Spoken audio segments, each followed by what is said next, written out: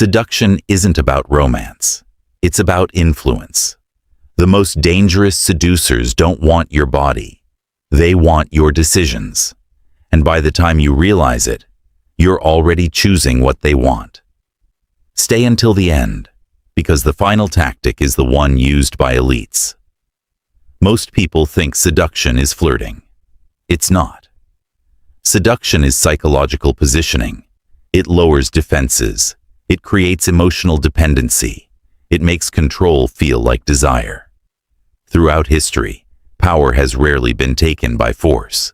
It has been taken through fascination. In this video, you'll see how seduction quietly shapes choices, bends perception, and makes people surrender power willingly, without ever realizing they've been led. And once you see it, you'll never unsee it. Let's destroy the first illusion. Romance is what you see. Seduction is what's happening underneath.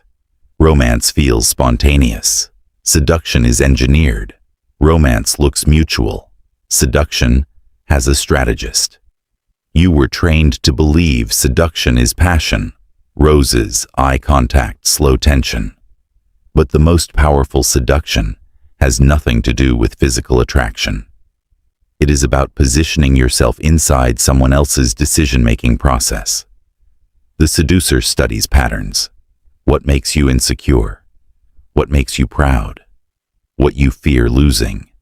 What you secretly crave?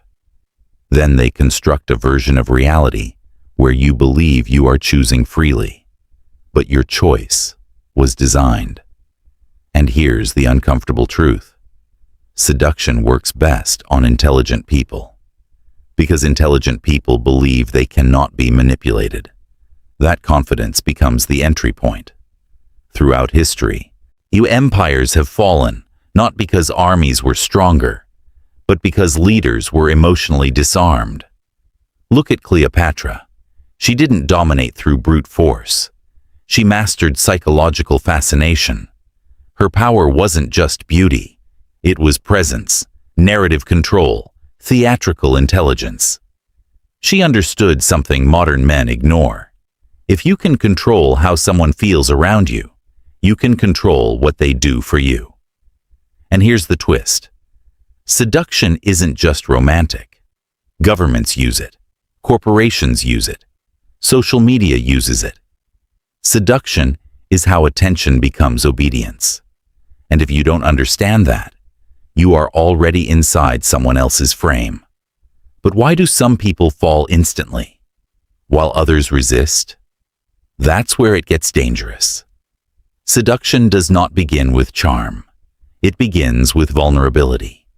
The seducer scans for emotional hunger, loneliness, ego fragility, need for validation, fear of abandonment, scarcity mindset. The man who needs approval is predictable. The man who craves affection is steerable. And the man who cannot tolerate uncertainty becomes addicted to it. Seduction exploits imbalance. If someone needs you more than you need them, control has already shifted. This is why emotionally undisciplined men fall fastest. They interpret attention as intimacy, kindness as loyalty, chemistry as destiny. But seduction feeds on emotional starvation. Look at history again. Grigory Rasputin gained immense influence over the Russian royal family, not because he ruled them, but because he understood desperation. The royal family feared losing their son. Rasputin positioned himself as the solution. Emotional vulnerability opened the gate. Mystique walked in. Seduction is not about overpowering strength. It is about locating weakness.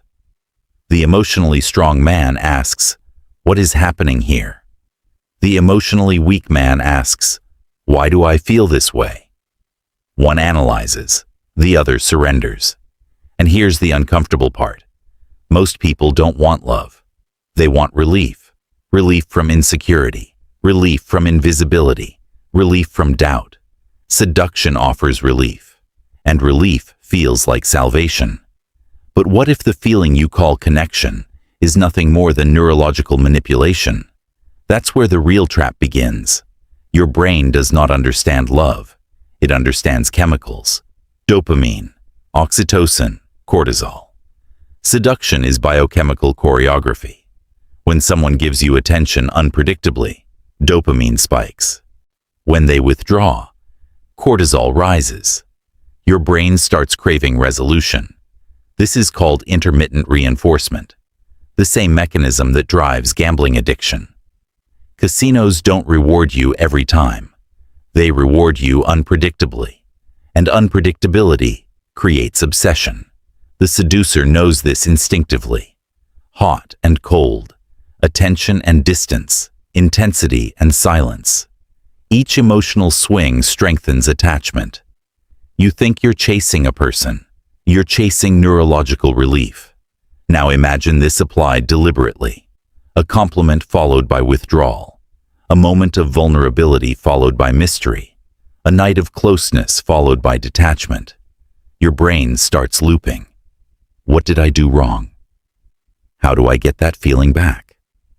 You begin adjusting behavior. Without being told. Without being commanded. Without realizing. That's power. And this is why force is inefficient. Force creates resistance. Seduction creates compliance. You don't fight what you desire. You pursue it. And the seducer positions themselves as the source. But here's the deeper layer. Seduction doesn't just hook through pleasure. It hooks through uncertainty. Availability kills fascination. Predictability kills tension. Scarcity builds value. The most powerful seducers do not overwhelm you with attention. They ration it. They leave conversations first. They reveal information in fragments. They disappear at emotional peaks. This creates open loops. Unfinished emotional patterns your brain wants to close. Silence becomes louder than words. Distance becomes magnetic. The one who explains themselves loses power. Ja. The one who remains partially unknown becomes intriguing. Look at influential leaders across history. They cultivated distance. They did not overshare. They did not chase approval. Even figures like Napoleon Bonaparte mastered presence through controlled mystery. He revealed strategy selectively, maintained unpredictability, and kept both allies and enemies psychologically off balance. Mystery generates projection. When information is incomplete, people fill gaps with fantasy. And fantasy is stronger than reality.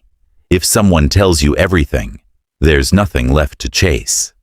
But if someone reveals themselves in layers, you lean in.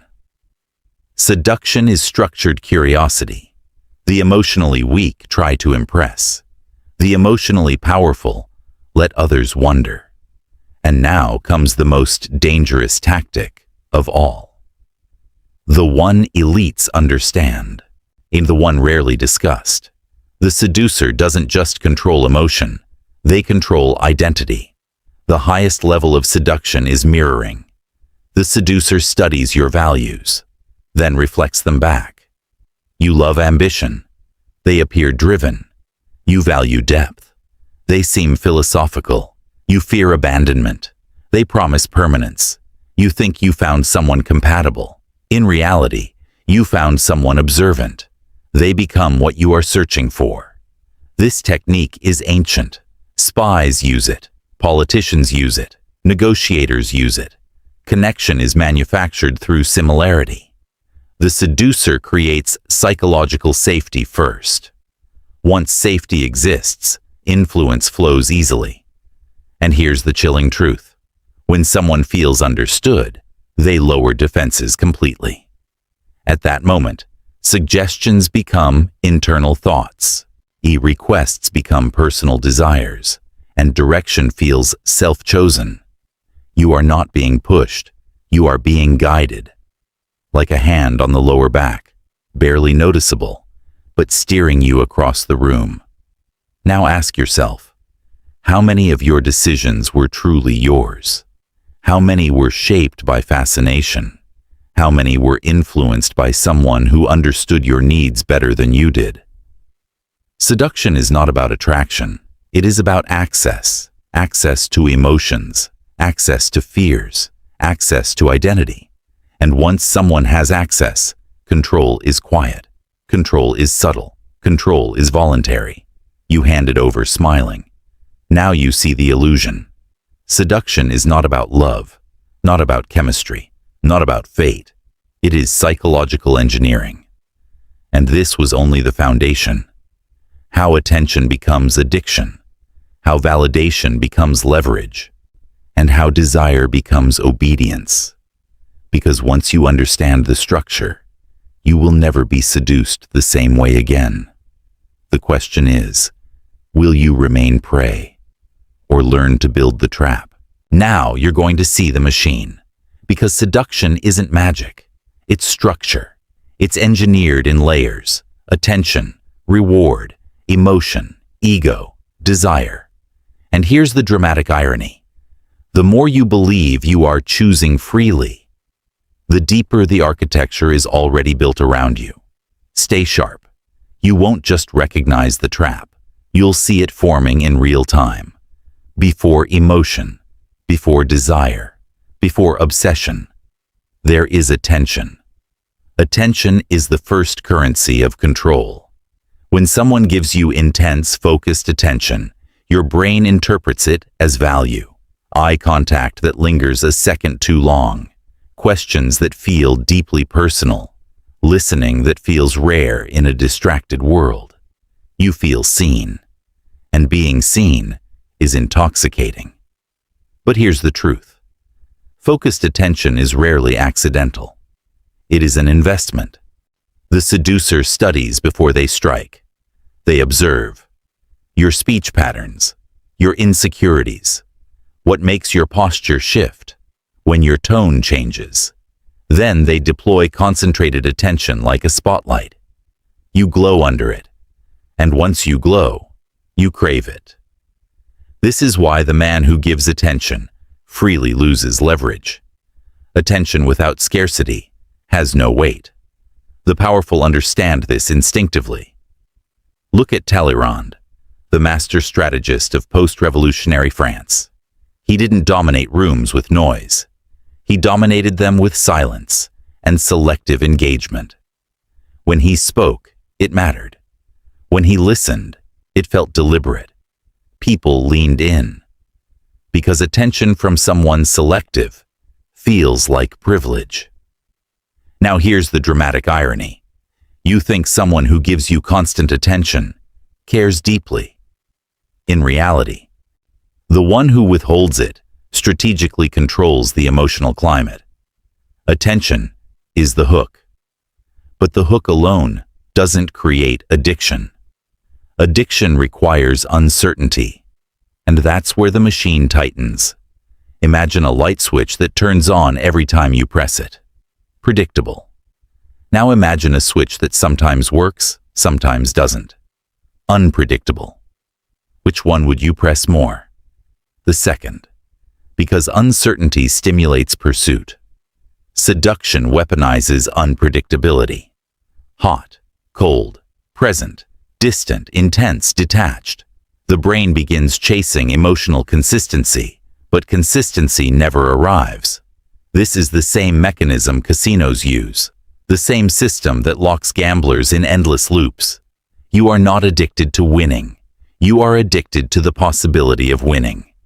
Now apply this to relationships, power dynamics, even corporate culture. Why do employees chase approval from a distant CEO? Why do followers obsess over influencers who rarely respond?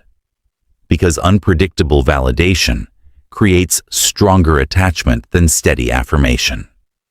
Look at Joseph Stalin. He ruled through unpredictability. Praise today, punishment tomorrow. His inner circle never felt secure. And insecurity breeds compliance.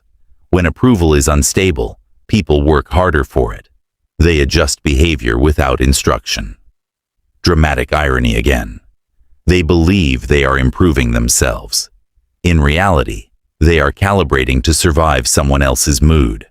And once someone starts adjusting themselves for you, you own leverage. But seduction doesn't stop at reward cycles. It goes deeper. It moves into emotional imprinting. And this is where control becomes invisible. Intensity accelerates attachment, a shared secret, a vulnerable confession, a night of emotional exposure. Seduction engineers depth rapidly. Because shared intensity creates artificial intimacy. You reveal something painful. They mirror vulnerability back. Trust forms quickly. But what you call bonding may actually be imprinting. High emotional peaks followed by relief create memory anchors. Your brain ties the emotional spike to the person present. This is why dramatic experiences create strong attachments. Wars create brotherhood. Crises create loyalty. Emotional turbulence creates fixation. Consider Mata Hari. She did not seduce only through beauty. She created environments of emotional intensity, mystery, danger, exclusivity. Men felt chosen, entrusted, special. That illusion of special access blurred rational judgment. Dramatic irony. The more exclusive someone feels, the less objective they become. Seduction uses emotional contrast, highs and lows, to create imprinting. Once imprinted, your mind defends the attachment. You rationalize red flags. You reinterpret warning signs. You protect the very source of instability. Because losing it would mean admitting you were manipulated. And the ego hates that. Which brings us to the next layer. The most delicate and most powerful of all. Ego. The ego does not want truth. It wants confirmation. Seduction understands this deeply. A carefully timed compliment. Recognition in public. Validation when you feel uncertain. Not excessive praise. Just enough. Strategic admiration builds dependency. Because now your self-worth becomes partially external. If they approve of you, you feel strong. If they withdraw approval, you feel destabilized. And here's the dramatic irony. The person who controls your sense of worth never has to control your actions directly. You'll adjust voluntarily. Look at royal courts throughout history. Courtiers didn't obey kings only out of fear. They obeyed because proximity to validation meant status. Consider Louis XIV. He centralized power not just militarily but psychologically. Access to him meant prestige. A smile from him meant elevation. Nobles competed for approval. And in competing for approval, they surrendered autonomy. Seduction mirrors this structure in personal dynamics. You are subtly praised for traits they want amplified. You are subtly ignored when you step outside their desired frame. Behavior modification through emotional reward. No commands, no force, just calibrated affirmation. And when validation becomes scarce, desperation increases. Which leads us to the most primal layer of seduction. Desire itself. Sexual tension is not about gratification. It is about anticipation. Anticipation amplifies imagination. And imagination is more powerful than reality. The seducer stretches tension deliberately. Proximity without fulfillment. Intensity without closure. Your mind fills the gaps. Fantasy escalates. You begin projecting qualities that may not exist. This is psychological inflation.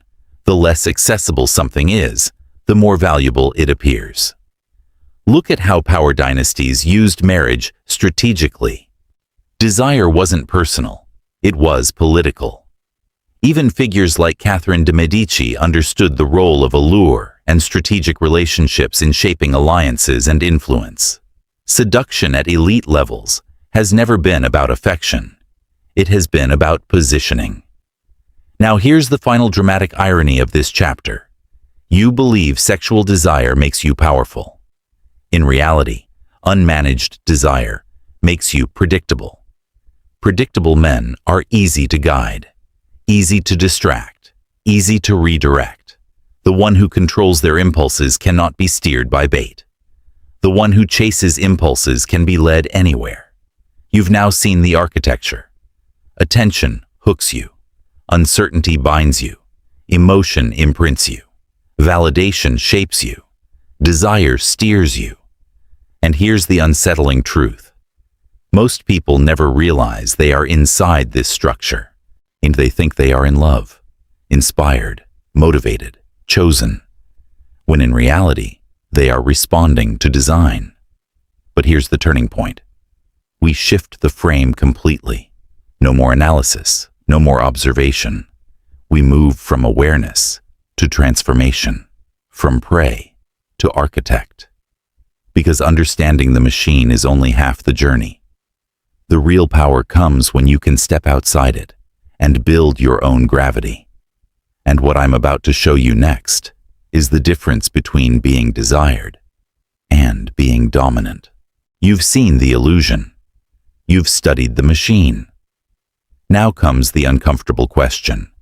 What happens when you stop being the one influenced and become the one influencing?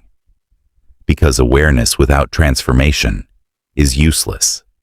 And here's the dramatic irony. Most men learn how seduction works, but still remain seduced by their own weaknesses. This is not about manipulating others. It's about eliminating the parts of you that can be manipulated. And once that happens, power shifts permanently. Stay until the end. Because the final principle is not about seducing people. It's about seducing reality itself.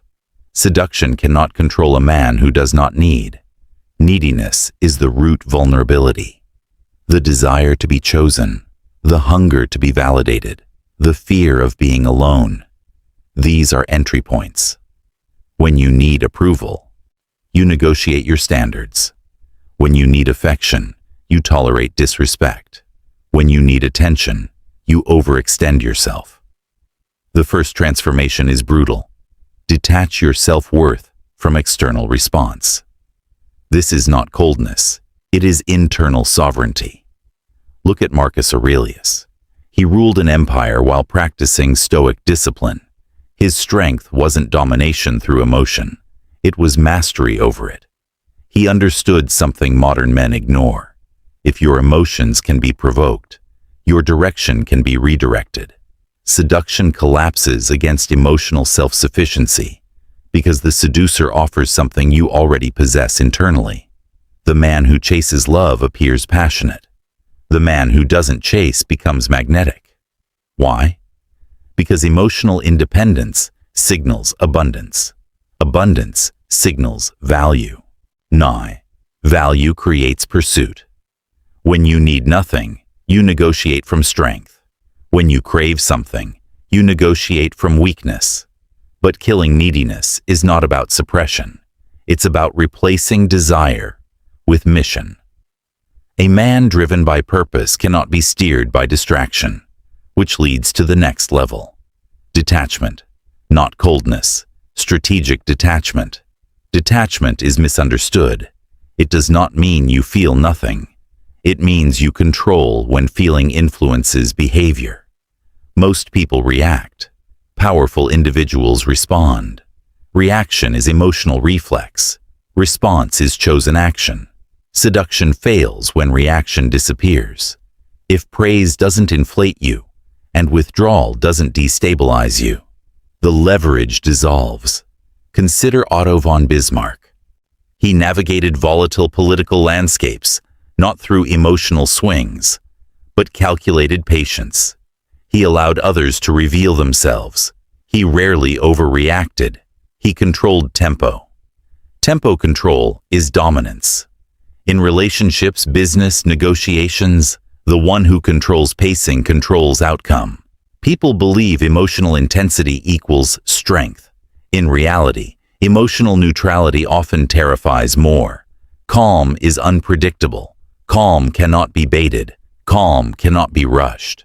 And when someone cannot rush you, they cannot control you.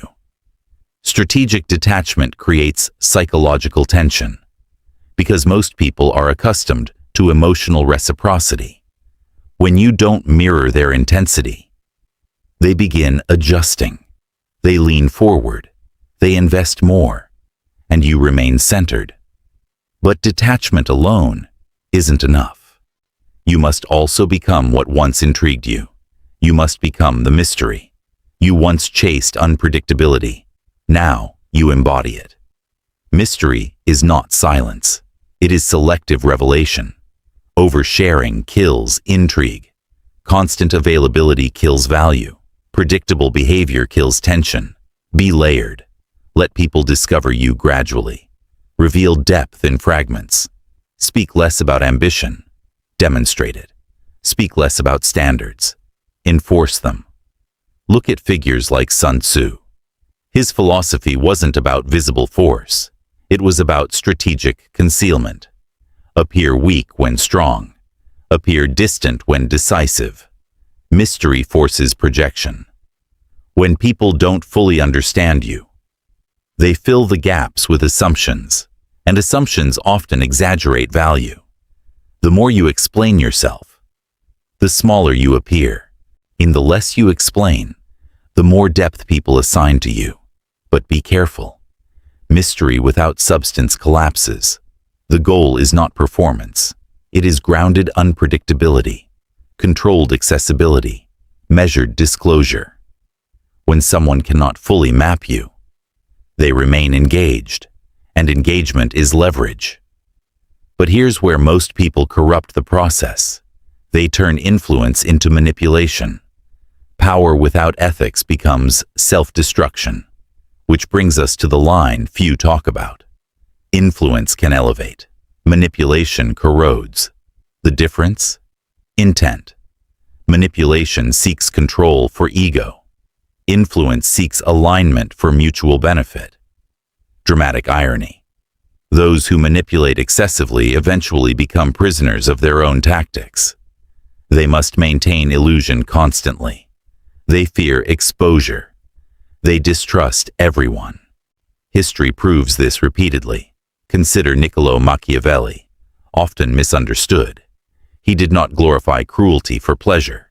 He observed power realistically. He recognized that perception governs stability. But he also warned, power without strategic wisdom collapses. Seduction used recklessly creates enemies. Seduction used consciously builds gravity. Gravity does not chase, it attracts. When your presence feels stable, people orbit naturally. When your value feels authentic, influence flows effortlessly. The highest form of seduction is not deception. It is embodied confidence. You don't manipulate. You calibrate. You don't deceive. You position. But there is one final level. One that goes beyond people, beyond romance, beyond interaction. The level elites understand instinctively. Here is the shift. Seduction is not about controlling individuals. It is about controlling perception. Perception shapes opportunity. Opportunity shapes trajectory. The room responds to the man who projects certainty. The market responds to the brand that projects authority. The audience responds to the leader who projects inevitability. Projection is reality engineering. Look at Steve Jobs. He didn't just sell products. He sold belief. He projected conviction so intensely. Reality bent around it. People bought into vision before proof. That is seduction at scale. Conviction precedes evidence. Most men wait to feel confident before acting confident. The powerful project certainty first, and let results follow. When you internalize that, everything shifts. You walk slower. You speak measured. You don't fill silence nervously. You allow tension to build. You let others reveal more.